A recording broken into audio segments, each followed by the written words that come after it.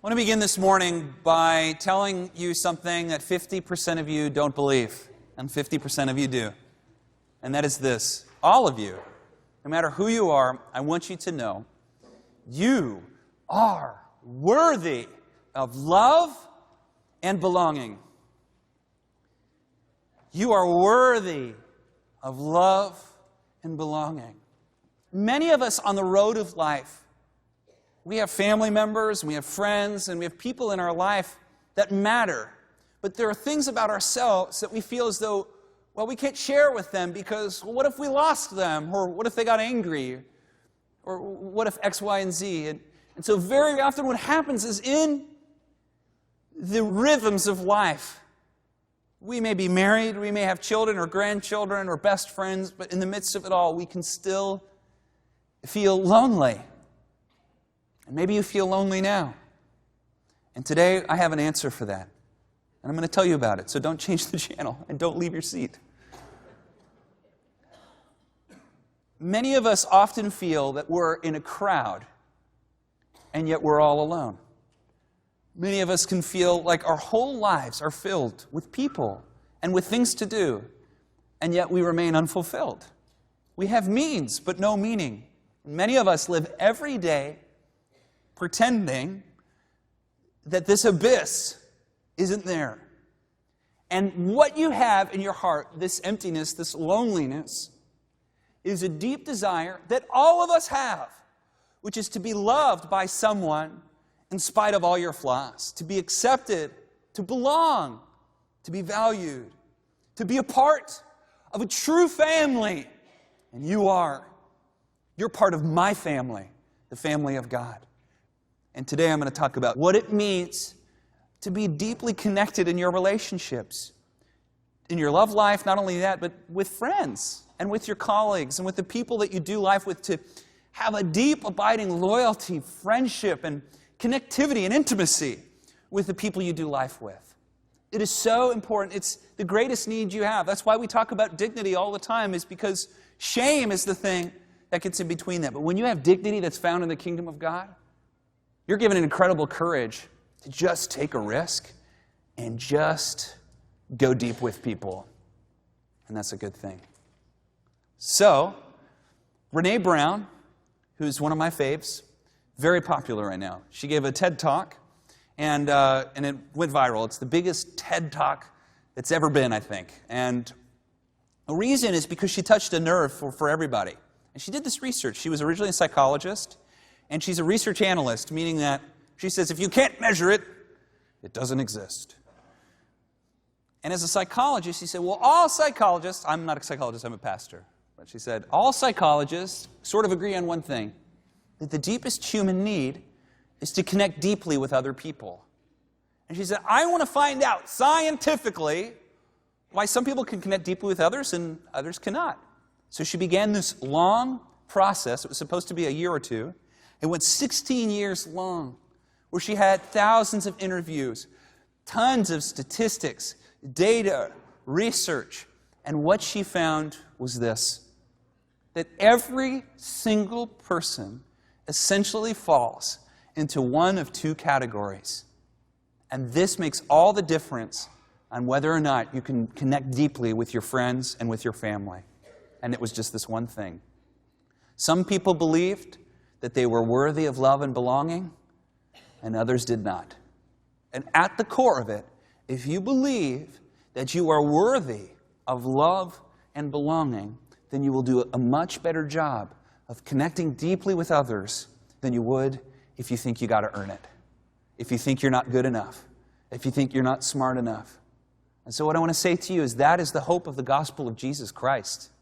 That with your friends, with your colleagues, how can we be the kind of people that not only have friends and have good friendships, but actually grow deeply and connect deeply with others? That's what I want to talk about today. So, first I want to say this is the most important thing in your life. Can we just say that?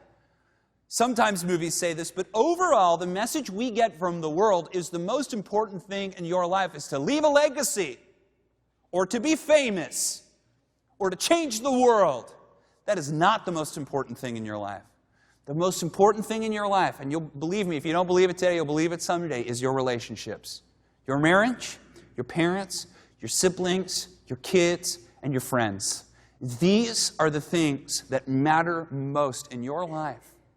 And those of us who are hungering and thirsting for something, in the end, you will find it in a relationship with God or in a relationship with your friends. And I don't mean having friends, I mean being deeply connected with them. Having just such an amazing friendship and loyalty that through thick and thin, you know, this person knows me, and I know them, and we stick together. I want to tell you, you can have that in your life. The number one reason people don't have this in their life is the need to succeed. And let me tell you, there is a need to succeed, and I hope you succeed, and I hope you do well in business or in ministry or in whatever it is that you do, in your hobbies or in sports or in school. Whatever it is that you're doing, I want you to succeed. But let me tell you, succeeding alone is worse than failing with friends. One of the greatest, most fulfilling things you can do is succeed with people, with the people you love. That when you cross that finish line, you get there with your friends or with your family, and you hug each other and you know, we did this together because we hung through thick and thin. You succeeded as a team. That is the best way to win at anything. And being a pastor, I have seen enough people dying alone with lots of money. I do not want that for you. In the end, all your trophies and all your money and all the stuff that you have, those things matter, but they don't matter as much as having friends, loved ones, or family by your side through thick and thin. And a legacy. And the next generation that you know, you loved, you empowered, you supported, you launched. That's what matters in the end, I believe, with all my heart. And in order to do that, you've got to connect deeply with others, with the people that matter to you. And there may only be 4 or 5 or 2 or 1 of them, but to connect deeply with the people in your life. I think there are 4 ways that you can do this. So I don't do this a lot, but I skipped a quote. It's just so good. You want to hear it? It's this. If you want to travel fast, go alone. If you want to travel far, go with friends. It's an African proverb. Live by that and you'll do well in life. So, you don't have to be lonely. Congratulations. If you feel lonely, maybe you've got lots of friends, maybe you've got no friends, for whatever reason, you don't have to feel lonely all the time. You don't, because you are worthy of love and belonging. And today, I'm going to give you 4 tools that you'll need to succeed in your relationships. These are things that I have seen as a pastor and in my own experience with my friends and my family. There are many tools that you can get, but these are the 4 things that I think most people need. And the first is the most important, and it is this.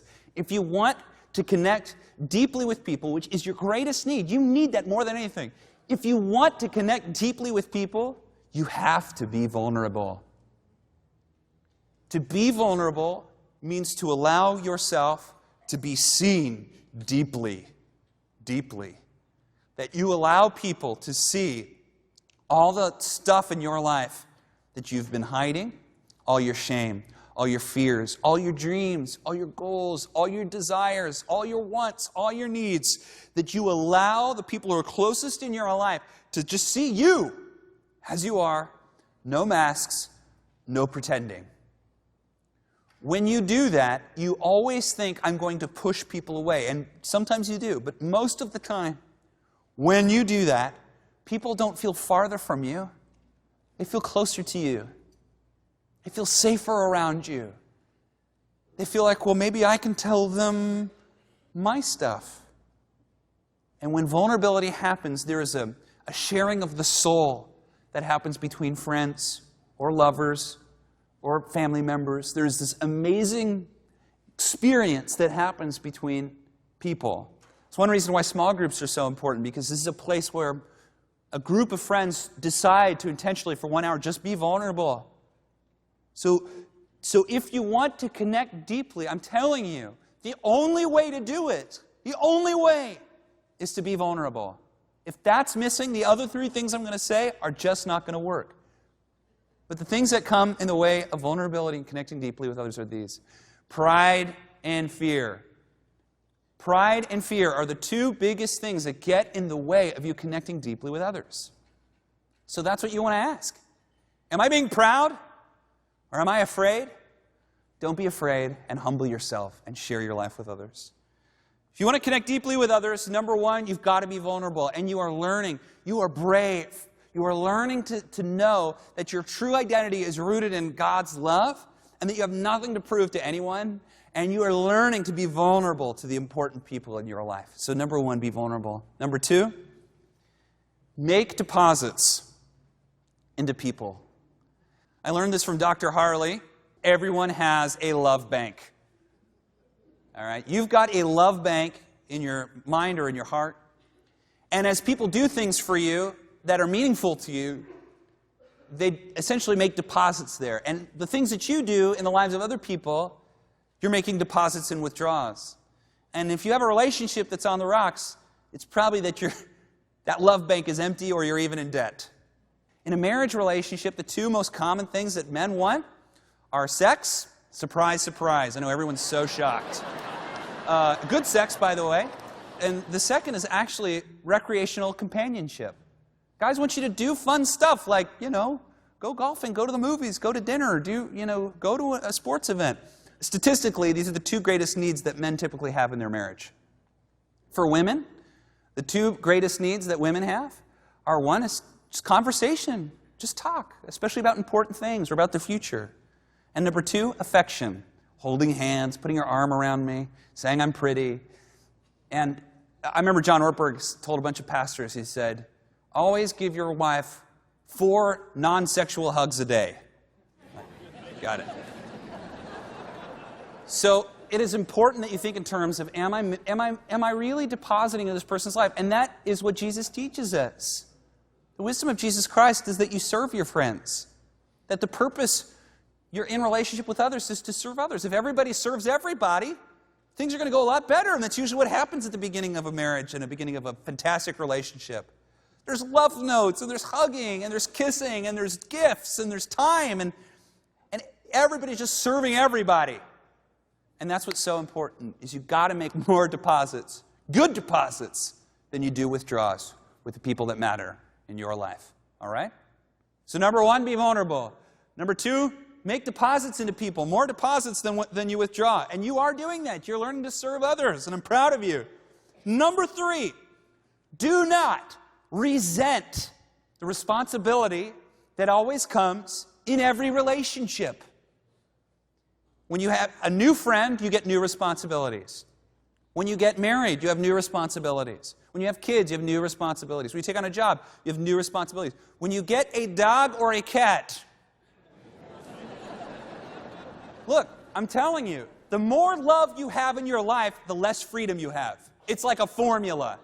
Freedom is the currency of love. The more love you have, the less freedom you have. And if you want love in your life, if you want to have a relationship, if you want to have good, deep friends, look, love is spelled Time. It takes time. You can't be friends with everybody. You can only be friends with some people.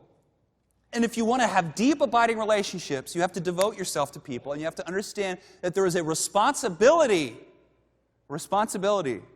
and that certain people get more time than others.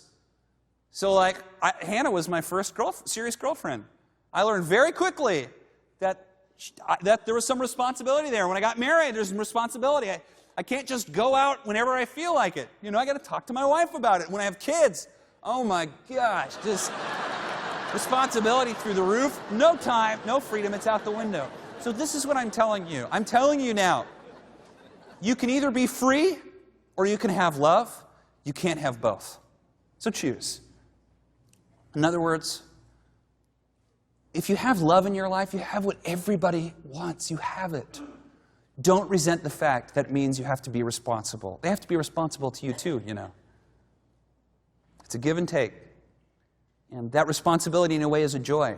In the end, as an old person, you'll look back and recognize that that responsibility made you a better person, it made you a deeper person, it made you a more joyful person. And that's a good thing. So number 1, be vulnerable.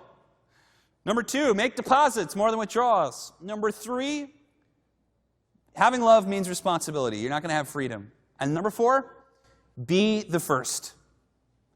Be the first. Be the first to make that phone call. Be the first to say you're sorry. Be the first to make a change in the relationship. Be the first to clean the house. Look, everybody's got to clean the house, not just the girls, okay? Dudes, come on. Clean the house.